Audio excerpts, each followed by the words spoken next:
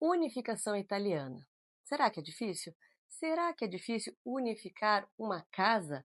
Já está todo mundo no mesmo prédio, só moram em andares diferentes, usam o mesmo sistema de água, de gás, de esgoto, de luz. Vamos viver de boa nesse condomínio? Eu vou mostrar para você que até uma criança consegue entender esse processo. Esse processo que está lá, num lugar onde viviam os romanos, num lugar que todo mundo conhece. A história do poderoso chefão, as máfias, né? Mas essa história começa lá atrás. Começa lá atrás, no século XIX, aonde o norte rico, estou aqui com meu patinho de Milão, vai iniciar esse processo. Iniciar porque saiu na frente, mas não era o único que queria juntar todos. Epa, peraí, esses aqui não são italianos, esses aqui são alemães? Sim, por quê? Porque tinha austríacos, não existia Alemanha, também tinha prussianos atrapalhando esse processo. E tem um outro inimigo que a gente já vai conhecer. Fica até o final, que você vai entender, igualzinho uma criança.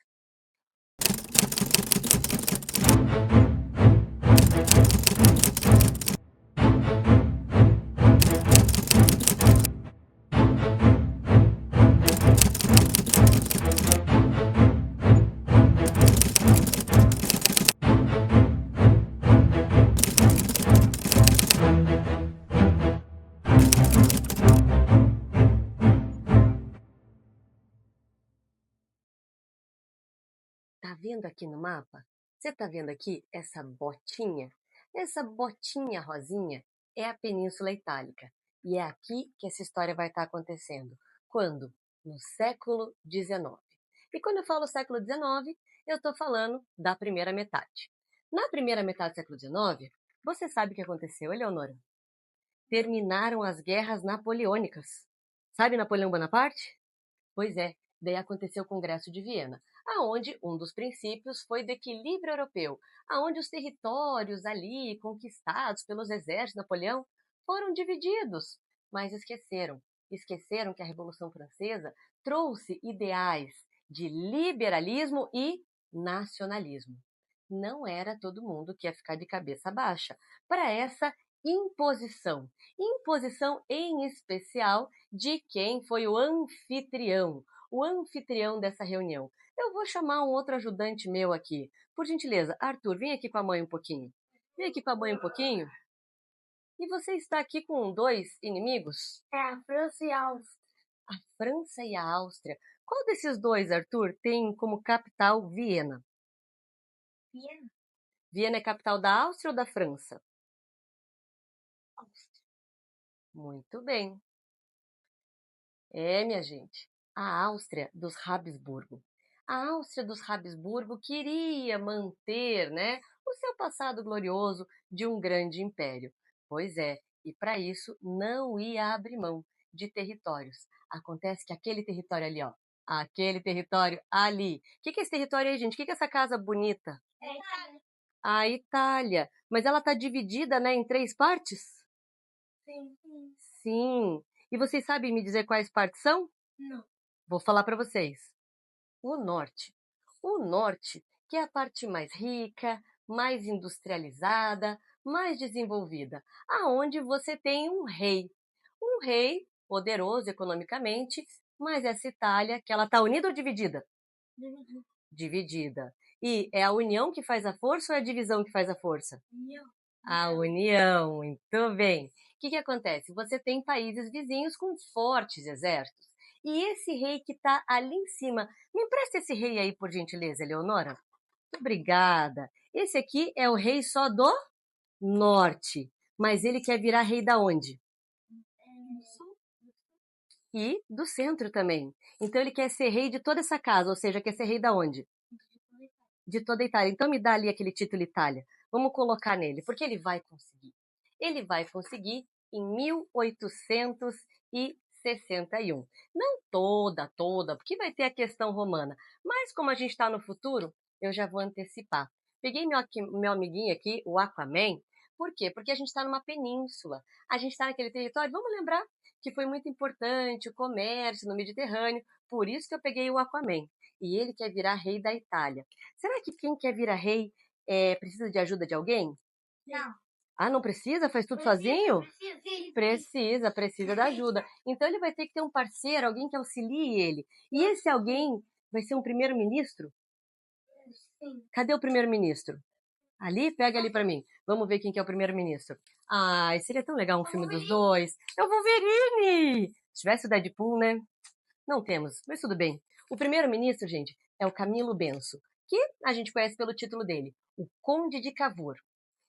Esses dois aqui vão querer unificar aquela casa inteirinha. Mas, lembrando, Arthur, tem algumas forças inimigas, né? Que no caso, uma por um tempo foi amiga, sabia? Qual?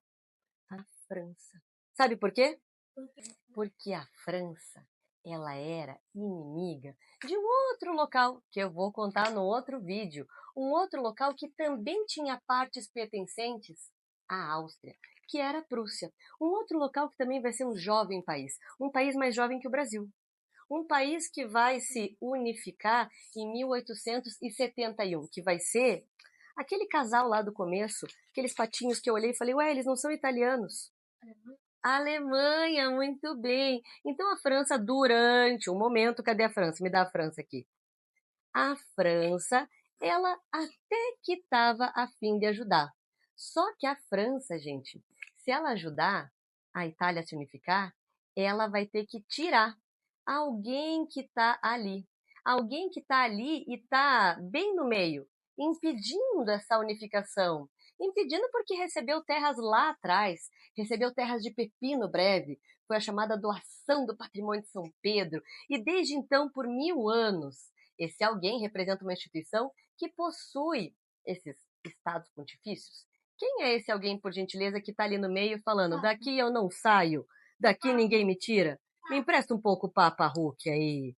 Legal, esse aqui é o nosso amiguinho Papa Hulk, que estava no meio, né? Ou seja, no meio da Itália. Como é que junta uma casa se tem gente embaixo querendo juntar, gente em cima querendo juntar, mas gente no meio que não quer? Como é que faz?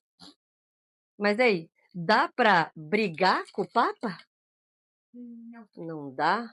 E daí a França? Será que ela vai escolher ficar do lado do Papa ou ficar do lado do Vítor Emanuel III? Quem que vocês acham que ele vai escolher? Acho que o rei. Você acha que ele vai escolher o rei? Ou ele vai escolher o Papa? Acho que o Papa. O Papa? Papa. Acertaram! Então, inicialmente, a França ajudou a Itália, certo? Mas depois ela virou inimiga e se chutou a Áustria.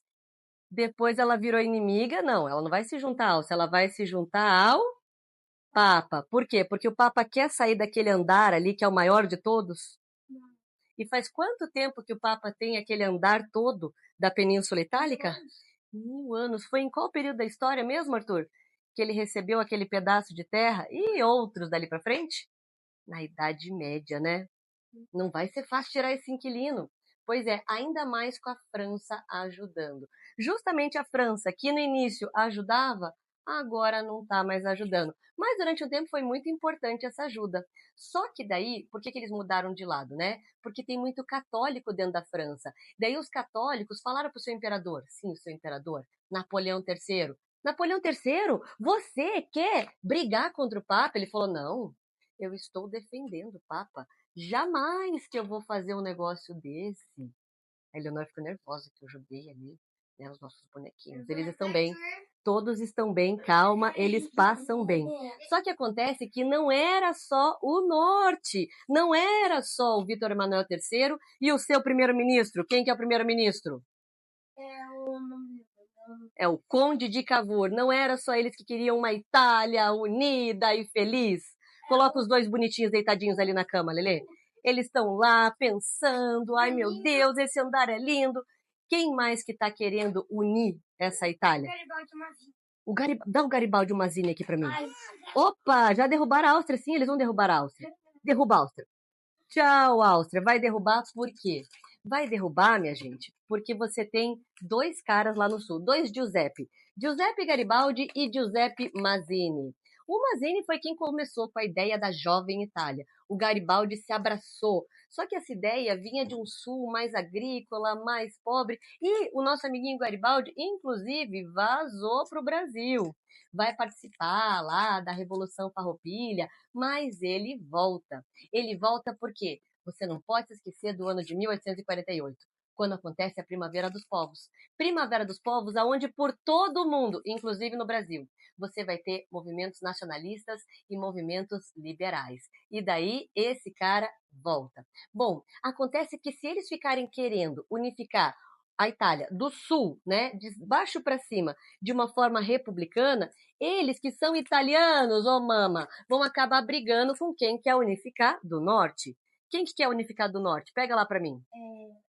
Esses dois, quem que são eles? O primeiro-ministro. O primeiro-ministro O rei. o rei Vítor Emanuel III e o conde de Cavour. E o que eles percebem? É melhor uma Itália dividida em repúblicas ou uma Itália toda unida em monarquia?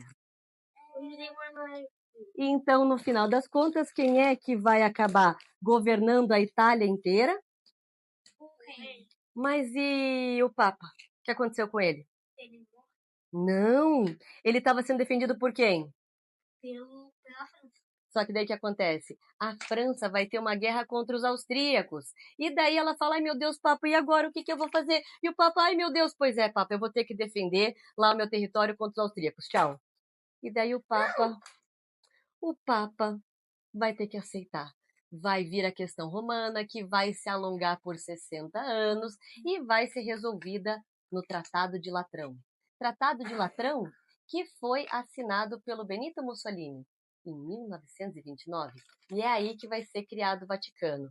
Simples assim, a Itália está unificada e eles têm apenas um rei. Uhul! Se você gostou desse vídeo, curta, compartilhe e se inscreva no canal. E pode pedir qualquer tema que está precisando também. Até mais!